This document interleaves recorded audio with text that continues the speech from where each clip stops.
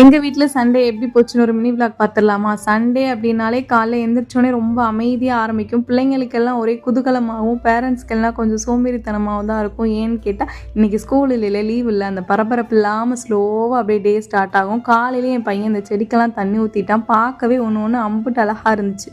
செடியெல்லாம் இப்பதான் புதுசு புதுசா இலை எல்லாம் துளிர் விட்டு அழகா வருது. என் பொண்ணு ஒரு மார்க்கர் எடுத்து ஏ போடுறேன், பி போடுறேன்னு காலையிலேயே கிறுக்கல்ஸ் எல்லாமே ஆரம்பிச்சிட்டாங்க. அப்புறமா 2 பேத்துக்கும் பாலாத்தி கொடுத்து ஆஃப் பண்ணி விட்டுட்டு லெஃப்ட் ஓவரை வச்சு தான் இன்றைக்கி சாப்பிடணும்னு நைட்டே முடிவு பண்ணிட்டேன். அதனால் காலையிலே நல்லா மொறுன்னு சிம்பிளாக தோசையும், நேற்றே முள்ளங்கி மாங்காய் எல்லாம் போட்டு சூப்பரான சாம்பார் வச்சுருந்தோம். அதையும் வச்சு நைட்டு கொஞ்சமாக பட்டர் கிரேவி வச்சுருந்தோம். அது பொடியெல்லாம் வச்சு காலையில் சாப்பிடணும்னு பிளான் போட்டபடியே அதே பிளானை அப்படியே நிறைவேற்றியாச்சு.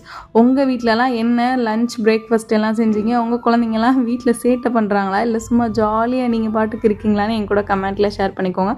மதியம் தான் தடபுடலாக லஞ்ச் ரெடி ஆகும்.